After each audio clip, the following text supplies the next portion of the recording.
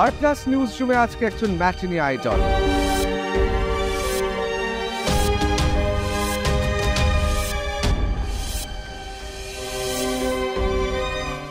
শুনছিলাম নাকি রাস্তা দিয়ে তখন হেঁটে যেতেন, মানে সেই স্টারডমটা কিভাবে উপভোগ করা হয়েছে? স্টারডাম থেকে উপভোগ করিনি, মানে তখন স্টার হয়ে গেছি, অথচ গাড়ি কেনার পয়সা নেই। তো অনেক পরে বিদেশে নাটক করতে গিয়ে সেখানে $700 পেয়েছিলাম। সেই $700 এখানে প্রথম এতে নিউ মার্কেটের ওখানে $700 ভাঙালাম। ভাঙিয়ে ট্যাক্সি ধরে সোজা চলে গেলাম মারুতির শোরুমে, গিয়ে প্রথম গাড়ি বুক করলাম মারুতি 800। অনেকে বলে কুশল চক্রবর্তী ছোটবেলা থেকে এত সুন্দরীদের দেখেছে, এত গ্ল্যামার দেখেছে। কিন্তু ঋতুপর্ণার প্রথম ওর কাজটা আমারই রেফারেন্সে হয়েছিল। আমি তখন ওরা একটা হিরোইন খুঁজছে, একটা শ্বেত কপত বলে একটা সিরিয়ালের জন্য। আমি তখন বললাম, অ্যাকচুয়ালি ঋতুপর্ণা আমার বোনের ক্লাসমেট, ওরা গোখেলে একসঙ্গে পড়তো। তাই বললাম আমার বোনের এক বন্ধু আছে যে সুন্দর দেখতে অভিনয় করতে চায়, তখন পাঠিয়ে দিলাম, কাজটা হয়ে গেল। বোনের বান্ধবী প্রেমে পড়ার তো সর্বপ্রকার চান্স ছিল, ওই আর কি, হয়ে ওঠেনি। প্রেম তো হওয়ানো যায় না, হয়ে যায়। টালিগঞ্জে, এটা আমার কথা না, এটা তো ঠিক কথা। শিক্ষিত, মার্জিত, এরকম মেধা, এতে কি কোথাও অনুপবাবু সহ অনেকেই বুঝতে পেরেছিলেন একটি মেধাবী ছেলের আগমন ঘটেছে? যে শিক্ষিত লোকেদেরই কিন্তু এই পেশায় আসা উচিত, কিন্তু ভুল করে অশিক্ষিতরা বেশি চলে আসে বা আসছে।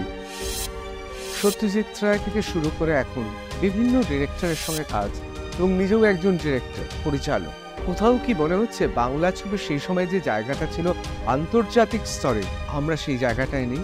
আমার তো মনে হয় না, মানে সত্যি করে বাংলা ছবিতে লাস্ট কবে আমি বাংলা ছবি দেখে চোখ দিয়ে জল পড়েছে। আপনার ঝুলিতে তো অনেক সিনেমা, সিরিয়াল, অনেক থিয়েটার, তো সেক্ষেত্রে আপনি অভিনয় করতে গিয়ে কোনো নায়িকার প্রেমে পড়েননি? আমরা অভিনেতা, ন্যাচারালি প্রেম থাকবে, যে বলে আমার জীবনে প্রেম নিয়ে আমরা ভিতরে।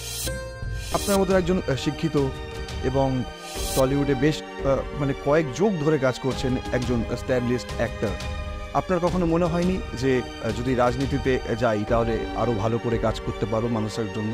আমি পারবো না, মানে রাজনীতি বা জনসেবা আমার জন্য নয়। কারণ মানে এক একটা লোক তো এক একটা জিনিসের জন্য তৈরি হয়, তো আমি রাজনীতির জন্য তৈরি নই। সো-কল্ড বিভিন্ন ইনস্টিটিউশনে গিয়ে তারা সেখানে শিখছে কিভাবে অভিনয় করতে হয়। আমি প্রচুর ইনস্টিটিউশনে অভিনয় শেখাতে গিয়েছি বা যাইও, ইনস্টিটিউশনে কিন্তু ওরমভাবে এক নম্বর অভিনয় শেখানো যায়। কোথাও কি মনে হয় কুশল চক্রবর্তীর শুরুটা যেভাবে হয়েছিল, ঠিক সেইভাবে এই মুহূর্তে আজ যে জায়গায় দেখছি এর থেকে আরো অনেক অনেক উপরে যাবার কথা ছিল? একদিন হেমা মালিনীকে দেখে চিনতেই পারিনি, ওনার তো উইগ পরে কাজ করতেন, ওনার একদম কোঁকড়া চুল। ইন্দ্রপুর স্টুডিওতে শুটিং হয়েছিল, আমি উইশ না করে চলে গিয়ে মনে হলো ম্যাডাম মনে হচ্ছে, আবার ঘুরে দেখি হ্যাঁ উনি দাঁড়িয়েছিলেন। আমি চিনতে পারিনি, কোঁকড়া কোঁকড়া চুল। বুম্বাদা, প্রসেনজিৎ, দেব, তারাও তো একটা সময় এসে তারা অন্য ধরনের চরিত্র অভিনয় করেছে। উত্তম কুমার আরো বড় ঝুঁকি নিয়েছিলেন। আমার মনে হচ্ছে উত্তম কুমার পৃথিবীর ইতিহাসের একজন বিরলতম অভিনেতা। Gauri Devi Institute of Medical Sciences and Hospital, GT Road, Rajpath, Durgapur. Best place to study. For contact us, call 7797662222, 9775696237. Bangali matinee idol ভাবলেই একজনকেই ভাবে, এক এবং একদ্বিতীয়ম উত্তম কুমার। আমাদের আজকে আর প্লাস নিউজে একজন ম্যাটিনি আইডল। কি চমকে উঠলেন তো? সত্যি ম্যাটিনি আইডল। অক্সফোর্ড ডিকশনারির আবিধানিক অর্থ হচ্ছে তিনি ম্যাটিনি আইডল যে সুদর্শন পুরুষকে দেখে মহিলারা ছুটে আসে। আর তাবৎ ফিল্ম ইন্ডাস্ট্রিতে ম্যাটিনি আইডল বলতে বোঝায় একটার পর থেকে ম্যাটিনিতে যে যে শোগুলো, অর্থাৎ ছবির শোগুলো চলে, তাতে বক্স অফিস হয় যে সুদর্শন ব্যক্তির জন্য। না, দ্বিতীয় ব্যাপারে যাব না, প্রথম ব্যাপারেই যাব। তার কারণ তিনি সেই সময় ছিলেন সুদর্শন। আর দ্বিতীয়ত, টিকিট না কাটলেও এক সময় গোটা টেলিভিশনে তার যা ফ্যান ছিল, সেই ফ্যান এক কথায় ম্যাটিনি আইডলদেরও পৃথিবীর বিভিন্ন দেশে ঈর্ষান্বিত করে তুলবে। কুশলদা, একটা সময় তো ম্যাটিনি আইডল মানে সেই সময় দূরদর্শনে শোনা যায় একদিকে কুশল চক্রবর্তী এবং এটা আপনার ঔদার্য। আপনি সবসময় বলেন শিলাদিত্য পত্রনবিশের কথা। দুভাগে ভাগ ছিল, স্কুল, কলেজ, ইউনিভার্সিটি মহিলারা, আমার ধারণা গৃহবধূরাও। আসলে তখন দুটো সিরিয়াল একসঙ্গে রিলিজ করেছিল। আমার প্রথম সিরিয়াল প্যাটেরও তাই, আমারটা হচ্ছে সুনীল গাঙ্গুলির সেই সময়, গঙ্গানারায়ণ সিংহ, আর ওরটা হচ্ছে কলকাতা কলকাতা। মানে স্কুল কলেজ, স্কুলটাই ম্যাক্সিমাম, কারণ তখন তো আমরা সবে, মানে আমার তখন 18-19 বছর বয়স না, ছিল স্কুলের, মানে প্যাটেরও ওই প্রায় তাই। সুতরাং স্কুলের মহিলা মানে মেয়ে হওয়াটাই বাঞ্ছনীয়। তো পুরো স্কুলের এটা দুটো ভাগে ভাগ। একদল হচ্ছে আমার ফ্যান, যারা একটু বাঙালি, কারণ গঙ্গানারায়ণ সিংহ তো একটা পিরিয়ড পিস, ধুতি চাদর পরা। আর এটা হচ্ছে মডার্ন, যারা মডার্ন মেয়ে তারা শিলাদিত্যর ফ্যান, আর যারা একটু বাঙালি তারা হচ্ছে গঙ্গানারায়ণের ফ্যান। আমার নামই হয়ে গেছিলো গঙ্গা আর কি। পরে যখন ছবি করতে শুরু করি তখন আস্তে আস্তে কুশল নামটা সবাই জানতে পারে, বা পরবর্তীকালে আমাকে সবাই গঙ্গা বলেই ডাক। শুনছিলাম নাকি রাস্তা দিয়ে তখন হেঁটে যেতেন, মানে সেই স্টারডমটা কিভাবে উপভোগ করা হয়েছে? স্টারডামটা উপভোগ করিনি, মানে তখন স্টার হয়ে গেছি, অথচ গাড়ি কেনার পয়সা নেই। তো হয়তো স্কুলের বাস একদল যাচ্ছে, মেয়ে হঠাৎ আমাকে দেখে চিৎকার চেঁচামেচি শুরু হয়ে গেল। আমি কিন্তু ফার্স্ট ফ্লোরে বাস স্টপেই দাঁড়িয়ে আছি, কিছু করে আমি। তো অনেক পরে বিদেশে নাটক করতে গিয়ে সেখানে $700 পেয়েছিলাম। সেই $700 এখানে প্রথম এতে নিউ মার্কেটের ওখানে $700 ভাঙালাম। ভাঙিয়ে ট্যাক্সি ধরে সোজা চলে গেলাম মারুতির শোরুমে, গিয়ে প্রথম গাড়ি বুক করলাম, মারুতি 800 বুক করে। তারপরে সেই আমার প্রথম গাড়ি কেনা। সেই কিন্তু তার আগের বেশ কিছু বছর মানে পরিচিতি আছে, কিন্তু পাবলিক ট্রান্সপোর্টে যাতায়াত করতে। মানে পর্দায় নায়ক, মানুষের হৃদয়ে নায়ক, কিন্তু নায়ক ভাবছে এ নায়কত্ব নিয়ে আমি কি করব, রাস্তা দিয়ে হেঁটে যাব, বাসে চড়বো। বিখ্যাত গল্প আছে, শুভেন্দু বাবুকে নাকি একবার স্বয়ং উত্তম কুমার বলেছিলেন যে পেট্রোল পাম্পে গিয়ে পেট্রোল যেন কোনো নায়ক না ভরে, তাহলে কিন্তু ওই 2 পয়সা বাঁচাতে গিয়ে তার এটা চুরি, অফিস চুরি। অথচ এখন এটা ছবি সম্পূর্ণ অন্য হয়ে গেছে। তুমি যত বেশি লোকের কাছে যাবে, যত বেশি তোমার ফলোয়ার, যত ইনস্টাগ্রাম, তুমি যত বা পাবলিক প্লেসে গিয়ে প্রমোশন করবে, যত লোকের সামনে থাকবে, তত তোমার ক্রেজ বেশি। তুমি আড়াল হয়ে যাও, লোকে তোমাকে ভুলে যায়। Out of sight out of mind কিরকম চেঞ্জ হয়ে গেছে ইন্ডাস্ট্রি, মানে টোটাল, মানে এই টোটালি এটা কিরকম চেঞ্জ হয়ে গেছে। আগে তুমি আড়ালে থাকলে তোমার ডিমান্ড, এখন তো আড়ালে থাকলে তুমি ভুলে গেছো যে সামনে আছে তার। তাহলে তখন তো যাদবপুর থেকে পাশ করে বেরিয়ে ওই ছবিটা করা আর কি, যে ছবিটা প্রথম ফিচার ফিল্ম, তা কিরকম অভিজ্ঞতা তখন? না, বড় হওয়ার পর প্রথম ফিচার ফিল্মে পড়তেই করেছি, প্রেম জোয়ারে বলে, মানে ছবি যেটা পরে রিলিজ করেছিল, ওটা ওই কায়ামত সে কায়ামত তাকের মতো একটা গল্প আর কি। তো তারপরে পড়ি হচ্ছে দীপরঞ্জন বসুর ভালোবাসা অন্ধকার, যেটা আমার হিরো হিসেবে প্রথম রিলিজ ছবি আর কি। তারপর পিনাকিদার কাজ করি, বেশ কয়েকটা হিন্দি কাজ করি। তখন প্রচুর ন্যাশনাল নেটওয়ার্কের হিন্দি কাজ কলকাতায় হতো, মানে আমি যেমন আলোকনাথ, তারপরে আরও অনেকের সঙ্গেই, সুদেশ, ইনফ্যাক্ট আমি হেমা মালিনীর সঙ্গে কাজ করেছি কলকাতায় হিন্দি, নাম গুম জায়গা বলে। তারপরে বর্ষা উসগাঁওকার, সুদীপ্ত চ্যাটার্জি ডিরেক্টর, উনি মারা গেছে কিছুদিন আগে। তো এই হিন্দি কাজগুলোতে কাজ করেছি। একদিন হেমা মালিনীকে দেখে চিনতেই পারিনি, ওনার তো উইগ পরে কাজ করতেন, ওনার একদম কোঁকড়া চুল। ইন্দ্রপুর স্টুডিওতে শুটিং হয়েছিল, আমি উইশ না করে চলে গিয়ে হঠাৎ মনে হলো ম্যাডাম মনে হচ্ছে, আবার ঘুরে দেখি হ্যাঁ উনি দাঁড়িয়েছিলেন, আমি চিনতে পারিনি, কোঁকড়া চুল। তো ওনাদের সঙ্গে কাজ করেছি। তখন আস্তে আস্তে কলেজ লাইফে থিয়েটার করার সময় তখন তো বোধহয় ব্যাক স্টেজে, তখন থিয়েটারে না, আমি তো চারবাকে পরে মানে আগে চিন্তন বলে আমাদের একটা দল ছিল, যেখানে এখন ঋতুপর্ণা এরা সব অভিনয় করতো। তখন আমরা কলেজে পড়ি। তারপরে তখন ঋতুপর্ণা সেনগুপ্ত, সুদীপ্তা, হ্যাঁ সুদীপা বসু। তো তখন ঋতুপর্ণার ম্যাচে ঋতুপর্ণা হয়নি। ইনফ্যাক্ট ঋতুপর্ণার প্রথম ওর কাজটা আমারই রেফারেন্সে হয়েছিল। আমি তখন ওরা একটা হিরোইন খুঁজছে, একটা শ্বেত কপত বলে একটা সিরিয়ালের জন্য। আমি তখন বললাম, অ্যাকচুয়ালি ঋতুপর্ণা আমার বোনের ক্লাসমেট, ওরা গোখেলে একসঙ্গে পড়তো, মানে 11-12। তাই বললাম আমার বোনের এক বন্ধু আছে যে সুন্দর দেখতে, অভিনয় করতে চায়, তখন পাঠিয়ে দিলাম, কাজটা হয়ে গেল। বোনের বান্ধবী প্রেমে পড়ার তো সর্বপ্রকার চান্স। কিন্তু হয়নি, কারণ তখন আমারই এক বন্ধুর না কারণ তখন কি ছিল অ্যাকচুয়ালি, মানে আমি বললাম না, পড়াশোনা আমাদের যাদবপুরে এত প্রেশার থাকতো, এত প্রেম করার ইচ্ছেও যাবে না। আর যাদবপুরে একটু বেশিরভাগ প্রেম বন্ধু বান্ধব প্রচুর ছিল। আমি তো আর্টস ফ্যাকাল্টিতে অর্ধেক সময় থাকতাম, হয়তো লোকে হয়তো আর্টসে পড়ি, কিন্তু তা নয়। কিন্তু ওই আর কি, হয়ে ওঠেনি। প্রেম তো হওয়ানো যায় না, হয়ে যায় আর হলো কি অনেক পরে। আচ্ছা, সে প্রসঙ্গে আসছি। আচ্ছা, ছোটবেলায় কি একটা ছোট্ট নায়ক বলে ছবি দিয়ে কি নায়ক কুশল চক্রবর্তীর আত্মপ্রকাশ? হ্যাঁ, কারণ এটা আমার সোনার কেল্লারও আগে। হ্যাঁ, ছবিটা শুরু হয়েছিল সোনার কেল্লার আগে। আসলে বাবার কয়েকজন ছাত্র, তারা কোথাও থেকে ফাইন্যান্স জোগাড় টোগাড় করে একটা ছবি করেছিল। তো তাতে একটা বাচ্চা ছেলে হিরো। তো গল্পটা খুব ইন্টারেস্টিং ছিল। যাই হোক, তো আমি সেখানে অনেক পুরনো ভেটারেন অ্যাক্টরদের সঙ্গে পাহাড়ি চ্যানেলের সঙ্গে কাজ করেছি। অজিতেশ বন্দ্যোপাধ্যায়ের সঙ্গে কাজ করেছি, ভানু ব্যানার্জি, জহর রায়, পদ্মা দেবী, ছায়া দেবী। তো সেইটা কিন্তু ন্যাচারালি যা হয়, ফাইন্যান্স জোগাড় করে ছবি তো আর টানা হবে না। 3 মাস বাদে একদিন ছুটি, এরকম করতে করতে করতে করতে সোনার কেল্লা এসে গেল। তখন সত্যজিৎ রায় যখন জানতে পারলেন, প্রডিউসারকে বললেন যে আপনার ছবিটা আপনি কিন্তু আমার ছবির আগে রিলিজ করবেন না, রিকোয়েস্ট করলেন। প্রডিউসারও বুঝলো যে হ্যাঁ, সত্যজিৎ রায়ের ছবির হিরো, আমার ছবি যদি হিরো হয় পরে রিলিজ করলে ছবিটার একটা হবে আর কি। যাই হোক, উনিও করলেন না। কিন্তু ক্যামেরার সামনে দাঁড়ানো সেই হিসেবে কিন্তু আমার 51 বছর হয়ে গেল।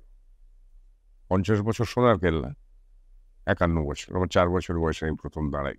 আমি যা দেখছি কুশল চক্রবর্তীর তো বাংলা চলচ্চিত্রের ইতিহাস, মানে ছায়া দেবী থেকে শুরু করে, পদ্মা দেবী থেকে শুরু করে, পাহাড়ি সান্যাল থেকে শুরু করে, এখন সিরিয়ালের নাম না জানা অনেক বাচ্চা বাচ্চা নায়িকা।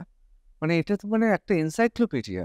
হ্যাঁ, ধরুন তোমার মানে আমি বড় হওয়ার পর 37 বছর, আর বড় হওয়ার আগে মানে ছোটবেলায় তুলে 51 বছর আমি ইন্ডাস্ট্রিতে, বলতে গেলে আমরা চলতি ভাষা বলি স্টুডিওর মিল খাচ্ছি আর কি।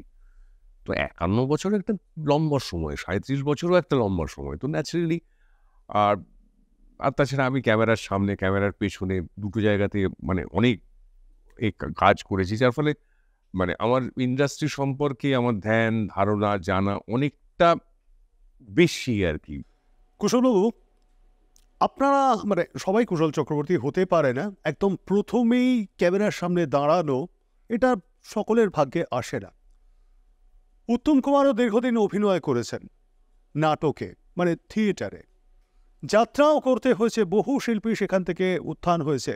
আজকে যারা টলিপাড়ায় আপনাদের বয়সী বা আপনাদের থেকে সিনিয়র, তারা সেখান থেকে উত্থান হয়েছে তাদের। বর্তমান এই প্রজন্ম সত্যি কি গ্রুপ থিয়েটার বা যাত্রায় আকৃষ্ট হচ্ছে, নাকি সোকল্ড বিভিন্ন ইনস্টিটিউশনে গিয়ে তারা সেখানে শিখছে কিভাবে অভিনয় করতে হয়? আপনি কি মনে করেন কুশলবাবু, সত্যি এই অভিনয়টা ওই রকমভাবে ইনস্টিটিউশন থেকে শিখতে হয় এবং তারপরে পাশ করবার পর একটা সার্টিফিকেট মানেই সে অভিনেতা বা অভিনেত্রী হয়ে গেল? বর্তমানে এই গ্রুপ থিয়েটার এবং যাত্রা প্রায় ধুঁকতে বসেছে। সেই জায়গায় দাঁড়িয়ে আপনার কি ওপিনিয়ন, কি মতামত? আপনার একটা প্রশ্নের মধ্যে আরো 2-3টে প্রশ্ন লুকিয়ে আছে, প্রত্যেকটাকে অ্যাড্রেস করার চেষ্টা করছি। আমার ব্যক্তিগত, আমি যা যা বলুন সবাই কিন্তু আমার ব্যক্তিগত। ইনস্টিটিউশনে সত্যি আমি প্রচুর ইনস্টিটিউশনে অভিনয় শেখাতে গিয়েছি বা যাইও, ইনস্টিটিউশনে কিন্তু ওরমভাবে 1 নম্বর অভিনয় শেখানো যায় না। 1, 2 নম্বর হচ্ছে অভিনয় শেখানো যায় না মানে কি, অভিনয় মানে আমি আমার 37 বছরের অভিনেতা জীবনে আমি যা শিখেছি সেটা কিন্তু আমি একটা 2 ঘন্টার ক্লাসে আমি বলে দিতে পারি। 2 ঘন্টা। কিন্তু আমি যে 37টা বছর লেগেছে আমার সেই 2 ঘন্টার জিনিসটাকে অ্যাকোয়ার করার জন্য। তো অভিনয়ের কিছু টেকনিক্যাল জিনিস বলা যায়। আর অভিনয়ের সবথেকে গন্ডগোলটা কোথায় হয়ে যায় সেটা হচ্ছে যে কোনো মানে আর্ট ফর্ম, বাজনা হোক, নাচ হোক, গান হোক, হোক, একমাত্র অভিনয় ইজ নট কোডিফাইড, এর কোনো কোড নেই। যদি একটা গান 7 জন সিঙ্গার গায় তাকে কিন্তু একই সুরে, একই তালে, একই লয়ে, একই এতে গাইতে হবে। উল্টো দিকে একটা চরিত্র ৭ জন অভিনেতা করতে পারেন, ৭ রকমভাবে করতে পারে, ৭টাই কিন্তু অ্যাকসেপ্টেড হতে পারে। তার মানেটা দাঁড়াচ্ছে কি, অভিনয়ের কোনো প্রপার, এই যে আমি যদি অভিনয়টা কি সেটাই আমি যদি না ডিফাইন করতে পারি, যে আমি বললাম এই চরিত্রটা এইরকমভাবে হবে, আর একজন অভিনেতা সম্পূর্ণ অন্যরকমভাবে করলো, সেটাও লোকের ভালো লাগলো, তাহলে আমি শেখাবোটা কিভাবে? আমি শেখাবো, আমি তাহলে এরকম শেখালাম, তাহলে ও যেটা করলো তাহলে ও ওর মতো শেখাবে। একটা গানকে তো ৫ রকমভাবে শেখানো যায় না, কিন্তু একটা অভিনয় কিন্তু ৫ রকমভাবে করা যায়। আসলে অভিনয়টা এত অ্যাবস্ট্রাক্ট একটা জিনিস, একে শেখানো খুব ডিফিকাল্ট। অভিনয়ে প্র্যাকটিস করে, যার মধ্যেই অভিনয় আছে সে থ্রু প্র্যাকটিস, অনুশীলন অনুশীলন অনুশীলন এবং প্রপার গাইডেন্সের দ্বারা অনুশীলনই, কিন্তু যেমন একটা কাঠকে যতই আমি ধারালো করে করি সে গলা কাটতে পারবে না, তার জন্য কিন্তু লোহা বা স্টিল দরকার। ঠিক সেই রকম অভিনয় যদি আমার কাজ যার ক্রোমোজোমের মধ্যে আছে, সে যদি প্রপার গাইডেন্সে অনুশীলন করে একমাত্র, তাহলেই কিন্তু আমার মনে হয় যে অভিনয়ে শিক্ষায় সে শিক্ষিত হতে পারবে। আদারওয়াইজ কিন্তু ওইভাবে সোকল্ড অভিনয় শেখানো যায় না, কারণ অভিনয়ের কোনো ডেফিনেশন নেই। আমি কিছু বলতে পারি, গলাটা এইভাবে তুমি তৈরি করবে, হাঁটাটা এইভাবে তুমি করতে পারো, এইগুলো কিছু বলে দেওয়া যায়। কিন্তু অভিনয় তো আমি ডেফিনেশন দিতে পারবো না। একটা চরিত্র ফেলে দিলে ৪ জন ৪ রকমভাবে করি, ৪ রকমভাবেই হিট।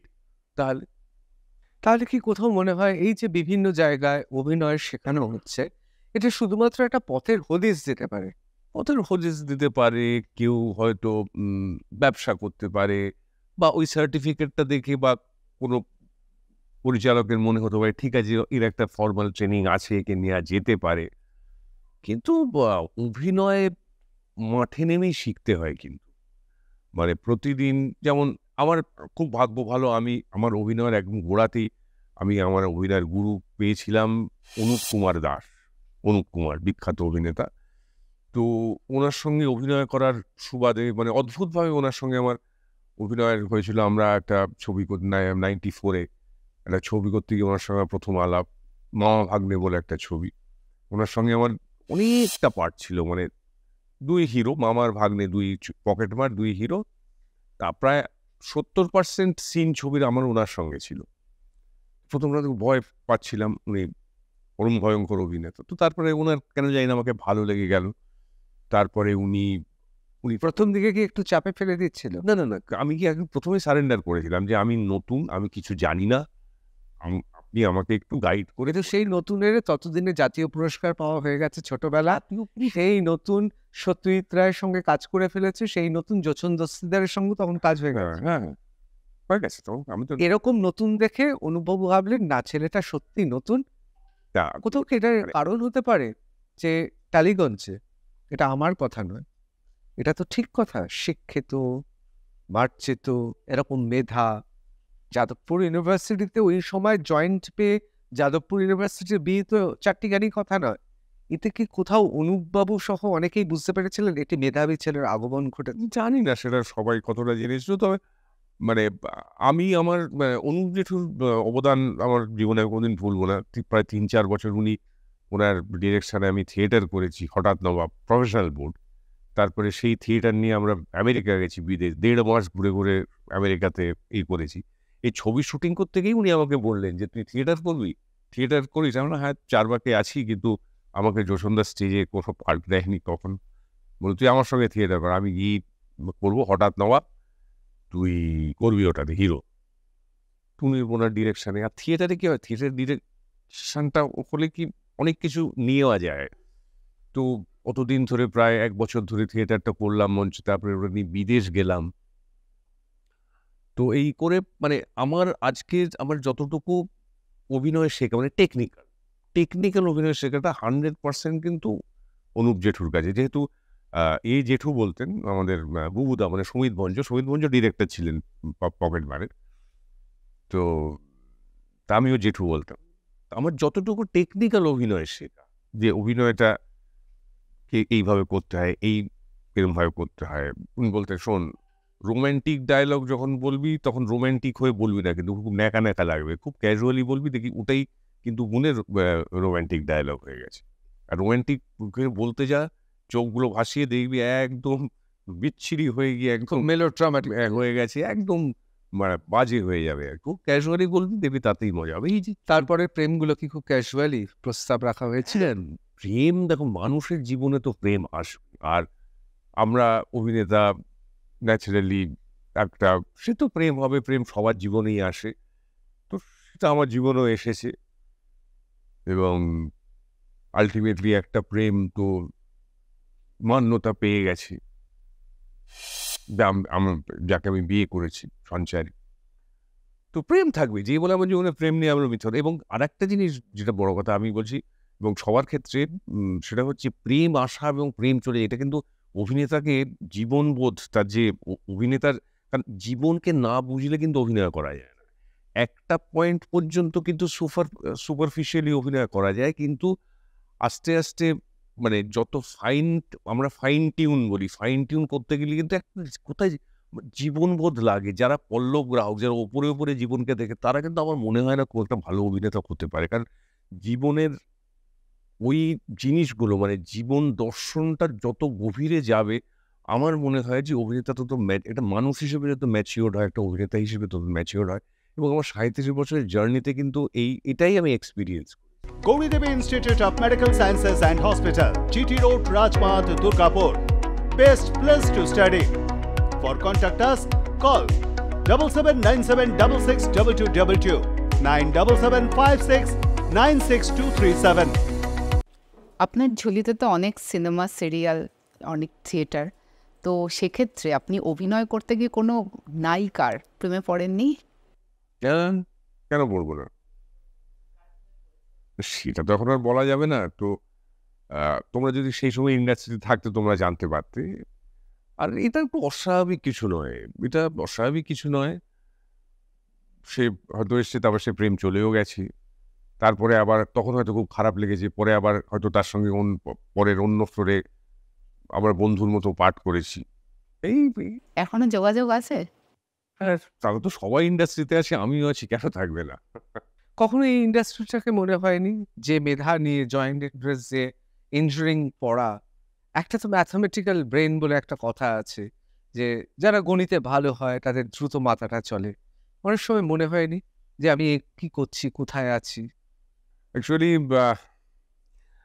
আমার ঠিক উল্টোটা মনে হয়েছে। আমার মনে হয়েছে যে শিক্ষিত লোকেদেরই কিন্তু এই পেশায় আসা উচিত, কিন্তু ভুল করে অশিক্ষিতরা বেশি চলে আসে বা আসছে। দেখুন পুরোনো দিনে দেখুন না, এই যে ধরুন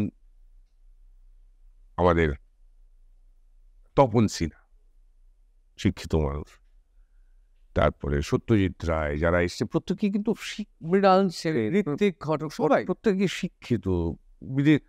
তপন সিনহা বিদেশে গিয়ে পড়াশোনা করেছে, সেখান থেকে সে সাউন্ড ইঞ্জিনিয়ার, নিউ থিয়েটার্সের সাউন্ড ইঞ্জিনিয়ার, তারপর সেখান থেকে এমনকি রেনোয়া যখন ছবির শুট করতে এসেছিলেন সাউন্ড রেকর্ডিস্ট হিসেবে বিদেশিদের সঙ্গে কাজ করেছে।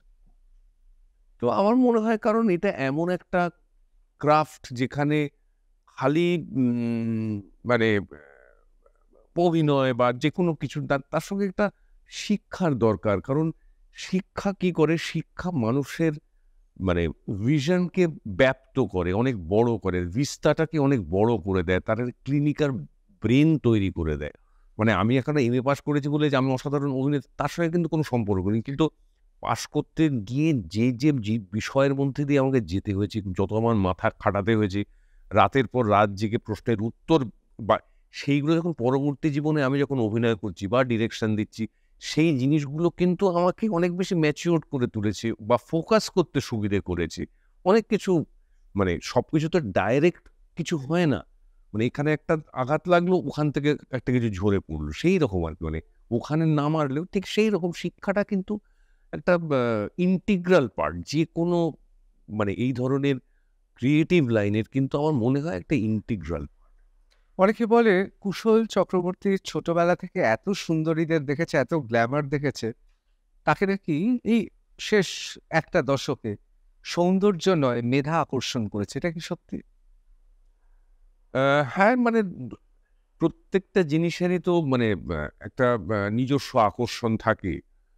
তো তো সৌন্দর্য, মেধা, ব্যক্তিত্ব, তার গুণ এক একজনের ক্ষেত্রে এক একজন অ্যাট্রাক্ট করে থাকে মানুষকে। কখন কোনটা করবে সে উল্টো দিকের ব্যক্তিটি তো জানে না। মানে আর এই জিনিসটা তো মানে এ তো আর ক্যালকুলাস নয় যে আমি সলভ করবো। এটা ধরুন একটা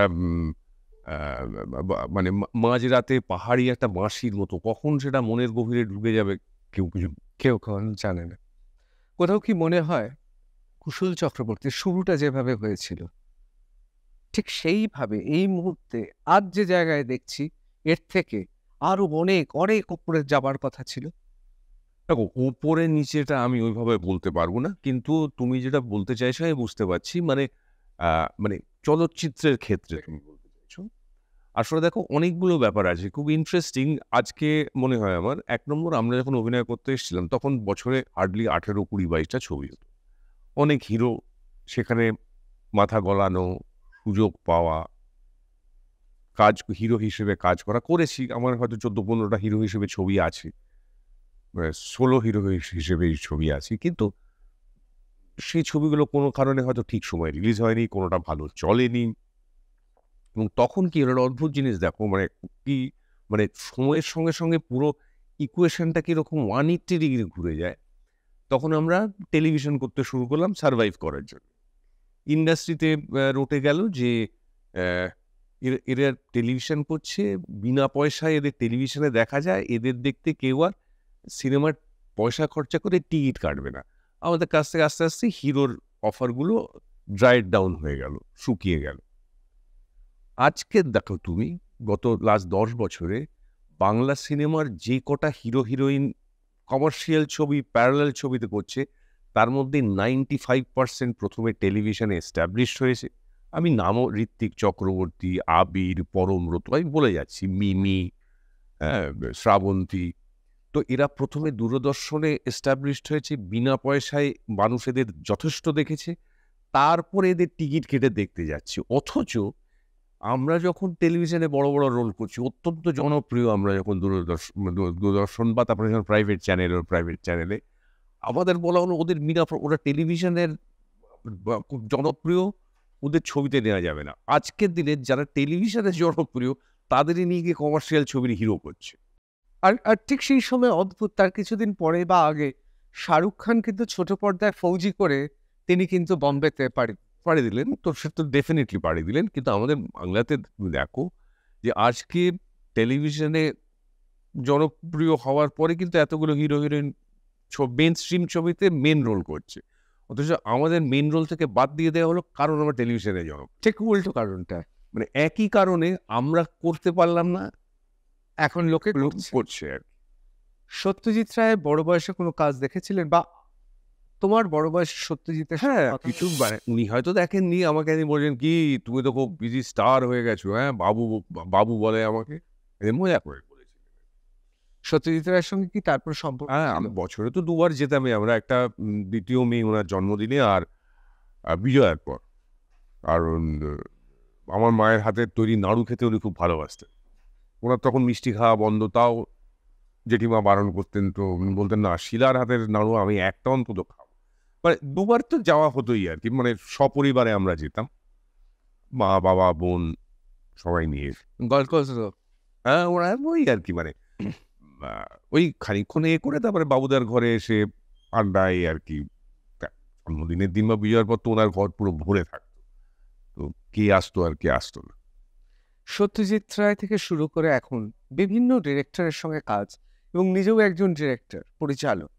কোথাও কি মনে হচ্ছে বাংলা ছবির সেই সময় যে জায়গাটা ছিল আন্তর্জাতিক স্তরে, কোথাও এখানে অনেক পিঠ চাপড়ি হচ্ছে নিজেদের মধ্যে, কিন্তু আদৌ বক্স অফিস থেকে আন্তর্জাতিক স্তর, অর্থাৎ একদিকে ছবি অ্যাজ আর্ট ফর্ম আর ছবি অ্যাজ এন্টারটেনমেন্ট, দুটোর দিক থেকেই ক্রমশ আমরা সরে যাচ্ছি, বা আমরা সেই জায়গাটায় নেই?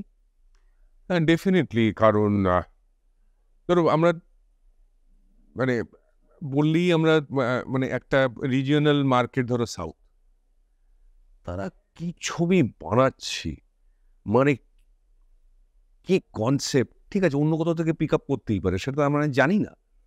বা নিজস্ব নিজস্ব সাবজেক্টও হতে পারে, কিন্তু এমন তারা বানাচ্ছে প্রত্যেকটা ছবি ইউনিক, প্রত্যেকটা ছবি। আমি বলছি না যে 100টার মধ্যে 100টা, কিন্তু 50টা, মানে অসাধারণ অসাধারণ ছবি হচ্ছে।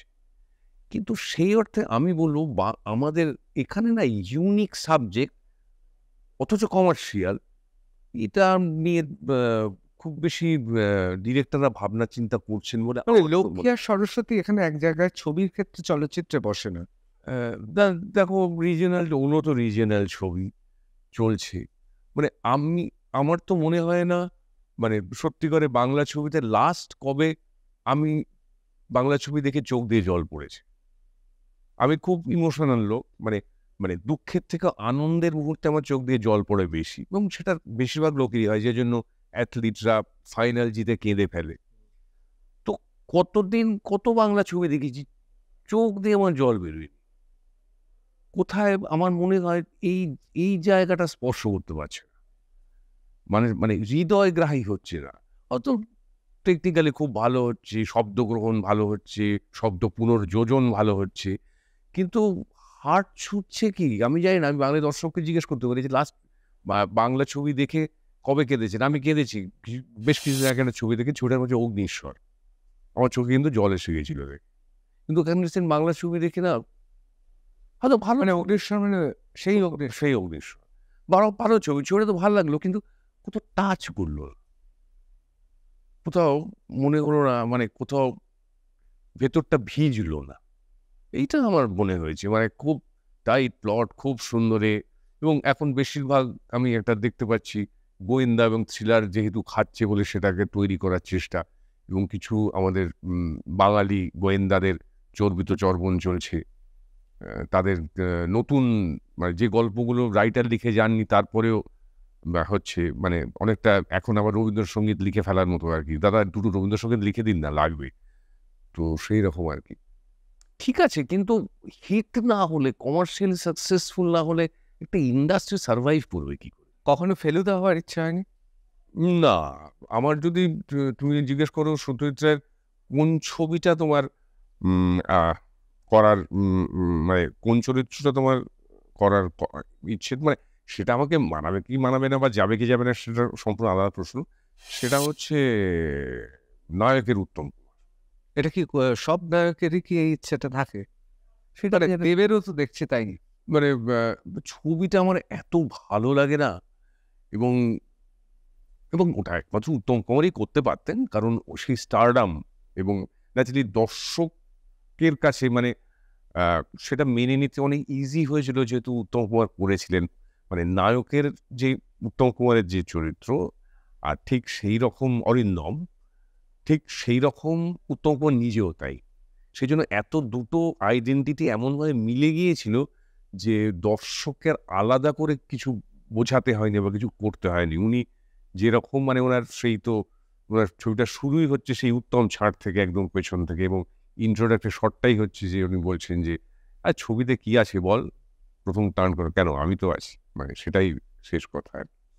আমরা যে ম্যাটিনি আইডল নিয়ে কথা বলছিলাম, সত্যি তো উত্তম কুমারই তো ম্যাটিনি আইডল, এবং অরিন্দম, নায়কের অরিন্দম, এ তো ম্যাটিনি আইডলের ভেতরের আর্তনাদ সব। এখানে যখন আলোচনা হচ্ছে আমি তোমাকে একটা কথা বলি, সেটা হচ্ছে আমার ম্যাটেরিয়াল ঠিক আছে, আমার মনে হয়েছে উত্তম কুমার পৃথিবীর ইতিহাসের একজন বিরলতম অভিনেতা। সেটা আমার মনে হয়েছে এই কোভিডের লকডাউনের সময় আমি পরপর কি করবো, কিছু করার নেই, পরপর ছবি দেখছি। হয়তো ছবি দেখার কখনো হয়ে ওঠেনি, একদিনে 4-5টা ছবি দেখে ফেললাম, সে উত্তম কুমারের ছবি দেখছি। দেখে আমার মনে হলো যে ভালো অভিনেতা যারা বা বিশ্ববরেণ্য ভালো, তারা অন্যান্য চরিত্রে ভালো অভিনয় করে। উত্তম কুমার অন্য চরিত্রে সেই চরিত্র হয়ে যান, মানে মানুষটা বদলে যায়। মানে খোকাবাবুর প্রত্যাবর্তন আর ধরো অগ্নিশ্বর, এই দুটো চরিত্রে কিন্তু মনে হচ্ছে না দুটো মানুষ এক। হাঁটা, চলা, তাকানো, বা তুমি ওদেরকে, আমি চলে যাচ্ছি হচ্ছে ধন্যিমে, ধন্যিমের উত্তম কুমার আর 74 উত্তম কুমার। না, আমি হিরোটা ধরছি না, আমি উনি যখন ক্যারেক্টার রোল করতে শুরু করলেন, ধরো ধন্যিমে, অগ্নিশ্বর, আবার বাঘবন্দি খেলার উত্তম কুমার, মানে এই সবগুলো মনে হচ্ছে আলাদা আলাদা লোক। এক লোক ভালো অভিনয় করছে নয়, সুতরাং আমি ভাবলাম যে আজকে কত বছর আগে এই লোকটা এই অভিনয় করেছে, এ তো পৃথিবীর হাতে গোনা 2-4 জন অভিনেতার মধ্যে একজন। তাহলে কি ধরে নেব, আমি কারোর নামে বলছি না, ধরুন বুম্বাদা, প্রসেনজিৎ, দেব, তারাও তো একটা সময় এসে তারা অন্য ধরনের চরিত্র অভিনয় করেছে। উত্তম কুমার আরো বড় ঝুঁকি নিয়েছিলেন। তিনি সেখানে ক্যারেক্টার অর্থাৎ নায়ক নয়, সহনায়কের না, উনি যে ছবিগুলোতে চরিত্র অভিনয় করতেন তাতে উনি মোটামুটি, যেমন অগ্নিস্বর বলুন বা এ বলো বা মৌচাক বলো, যেমন মোটামুটি কিন্তু সেন্ট্রাল ক্যারেক্টার উনিই থাকতেন। সেন্ট্রাল ক্যারেক্টার মোটামুটি উনিই থাকতেন, বা ধন্যী মেয়েও তো তাই। হিরো হিরোইন যা আছে মেন সেন্ট্রাল ক্যারেক্টার, ওনাকে ধরেই কিন্তু গল্পগুলো আবর্তিত হচ্ছে গল্প।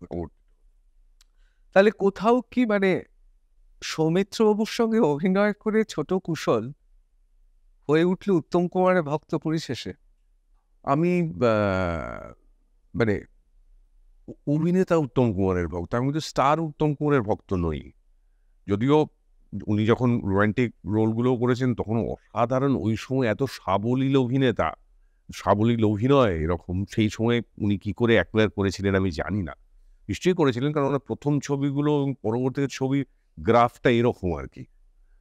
কি করে করেছিলেন, নিশ্চয়ই করেছিলেন। এবং অভিনেতা উত্তম কুমার কিন্তু অসাধারণ, মানে এরকম অভিনেতা ভারতবর্ষ কেন পৃথিবীর আমার মতে, সম্পূর্ণ আমার মত, আপনারা কেউ একমত নাও হতে পারে, আমার মতে এটা কিন্তু উনি অত্যন্ত বিরল প্রজাতির একজন অভিনেতা, যার কোনো মূল্যায়নই হলো না। বিশেষ করে তার অভিনয়ের ধরনে, তার তারকাবৃত্তি, তিনি কি খেতেন, কি ধরনের ধুতি পরতেন, এই নিয়ে বাঙালি আমোদিত থেকেছিল।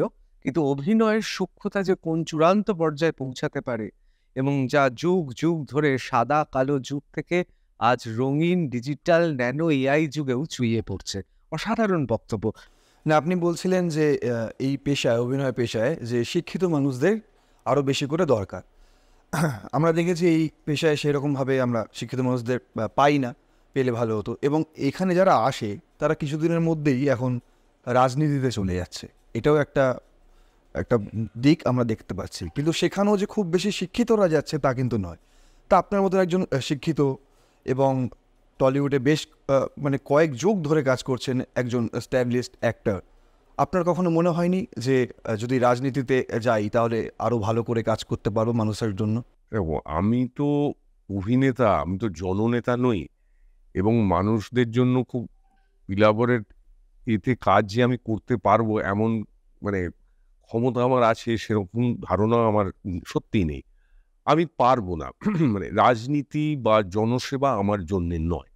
কারণ মানে এক একটা লোক তো এক একটা জিনিসের জন্য তৈরি হয়। তো আমি রাজনীতির জন্য তৈরি নই। আমি পারবো না। যেটা আমাকে যদি এখন বলে যে তুমি মেসিকে আটকাও, আমি কি পারবো? এমন ভাঁজ মারবে আমি ৩টে ডিগবাজি খেয়ে পড়ে যাব।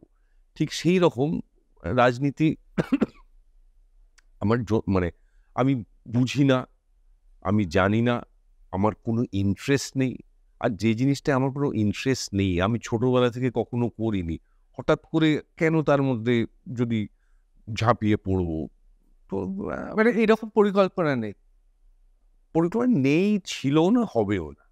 কিন্তু কেউ আপনার অভিনয় দেখে, সিরিয়ালের বিশেষ করে, কেউ কোনো রাজনৈতিক ব্যক্তিত্ব কখনো আপনাকে কিছু বলেনি? হ্যাঁ, নিশ্চয়ই আমাকে মানে বিভিন্ন সময়ে, ইনফ্যাক্ট সবচেয়ে মজার কথা হচ্ছে আমি যখন ধ্যাত্তে রেখা বলে একটা সিরিয়াল ডিরেক্ট করতাম, বাম, এবং তখন বামের সময় আমার সুব্রত মুখার্জির সুব্রত কাকু বলতাম আমি, আমার খুব ভালো সম্পর্ক ছিল, কারণ আমি সোনার কেল্লার অ্যাকচুয়ালি প্রযোজক তো ওয়েস্ট বেঙ্গল গভর্নমেন্ট, তখন সুব্রত মুখার্জি ছিলেন ইনফরমেশন ব্রডকাস্ট মিনিস্টার, উনি টেকনিক্যালি কিন্তু সোনার কেল্লার producer.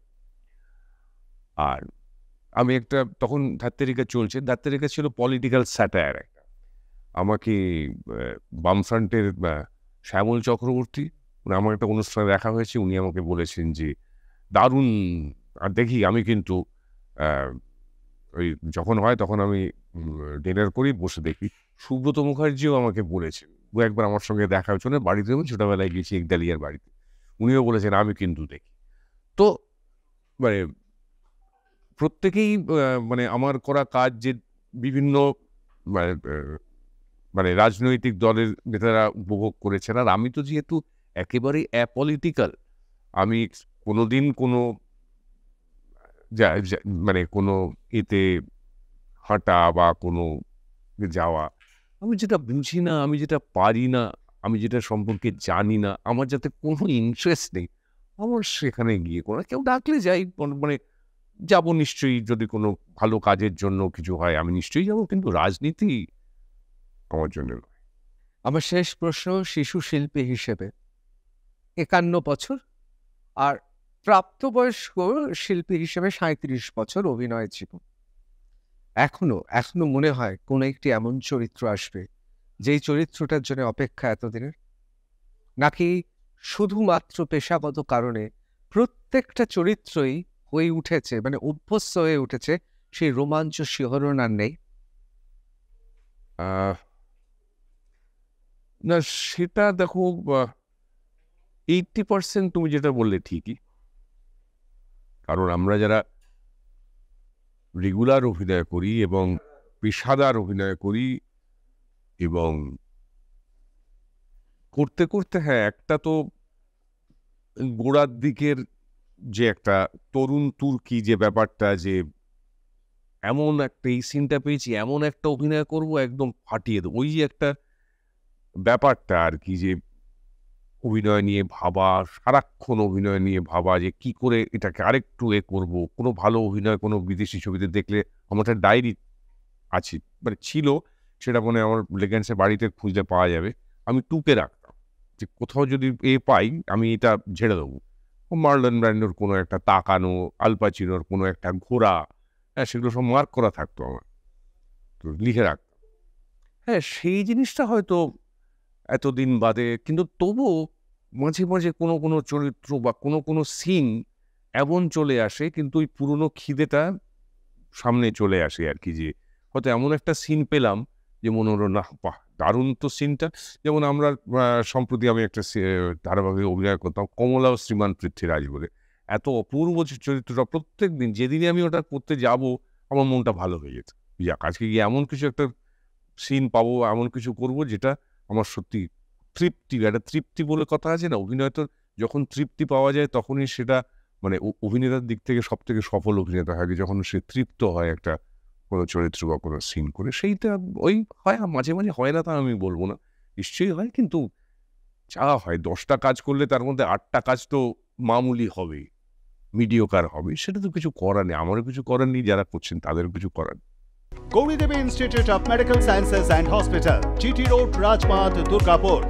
Best place to study. For contact us, call 7797662222, 9775696237. আমার মনে হয় সুস্থ থাকা এবং কাজ করে যাওয়া, এটাই কুশল চক্রবর্তীর কুশল থাকা।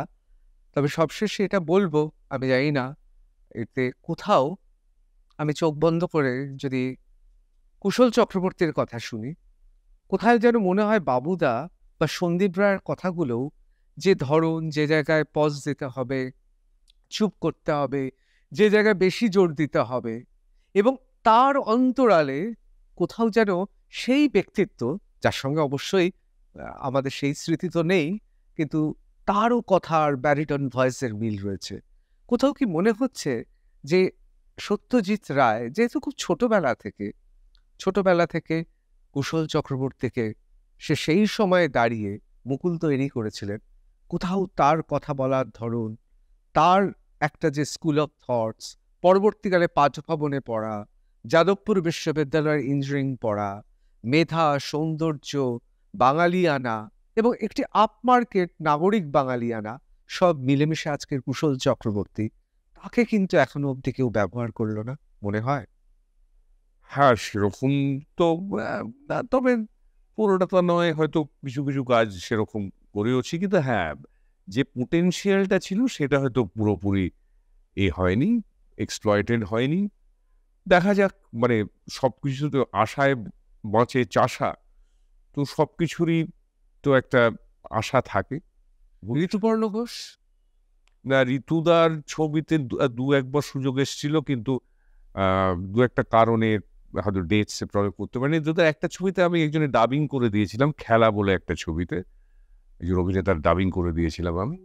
এছাড়া তারপরে রীনাদির একটা ছবিতেও আমার সুযোগ এসেছিল, কিন্তু তখন আমার যাদবপুরের ফাইনাল সেমেস্টার পরীক্ষা, আমি করতে পারিনি।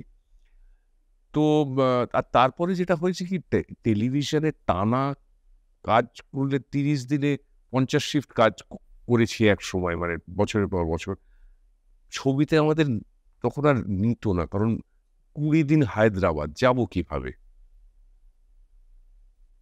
আউটডোর যেতে পারবো না, কারণ ডেট দেওয়াটাই খুব অসুবিধা। তারপরে তখন আমি কি করছি, আমি নিজে প্রযোজনা করছি, ডিরেকশন দিচ্ছি, 5 বছর আমি যাত্রা করেছি, তার মধ্যে যে যাত্রা করেছি ডিরেকশন দিচ্ছি, মানে ভোর 4টায় বাড়ি ফিরতাম, 8টা পর্যন্ত ঘুমোতাম, 9টায় ফ্লোর, 10টা 11টা 12টা পর্যন্ত সময় থেকে যাত্রার গাড়ি আসতো, চলে যেতাম আবার 100-150 কিলোমিটার, আবার করে ফিরতাম 4টে, এরকমও করেছি। মানে এখন ভাবি যে কি করে করলাম, ঘোরের মধ্যে করেছি মনে হয় এতগুলো বছর। অবশ্যই ঘোরের মধ্যে থাকা উচিত, সৃষ্টি সুখের উল্লাসে। আমাকে শেষ করতেই হবে, কিন্তু এখনো অনেক প্রশ্ন রয়েছে। নিশ্চয়ই কুশলদাকে আবার আমরা পাবো। অনেক ক্ষেত্রে একটা অভাবনীয় সমাপতন লাগছে। সৃষ্টি যিনি করেছেন, যিনি সৃষ্টি হয়েছেন, আর যিনি স্রষ্টা, উভয়ের ভবিতব্যই কি এক? সত্যজিৎ রায় খুব দুঃখ করে মাঝে মাঝে বলতেন, পথের পাঁচালী কি আমার সেরা ছবি? তারপর কি আমার ছবিতে কোনো বিবর্তন নেই, কোনো অগ্রগতি হয়নি? কি আশ্চর্য দেখুন। আজও কিন্তু কুশল চক্রবর্তী এত ছবিতে কাজ করেছেন, এত চরিত্রে রয়েছেন এবং নিজেও নানান ভূমিকায় রয়েছেন। আজও কিন্তু বাঙালিদের কাছে কুশল চক্রবর্তী মানে সোনার কেল্লার মুকুল। জানি না এই সমীকরণটা বদলে অন্য কোনো কুশল চক্রবর্তীকে আগামী দিনে পাবো নাকি, অন্তত সেই আশাই থাকলাম। অসংখ্য ধন্যবাদ কুশলদা, আমাদের আর+নিউজে এতটা সময় দেওয়ার জন্য। তোমাদের সবাইকে আমার অজস্র অজস্র ধন্যবাদ এবং ভালোবাসা।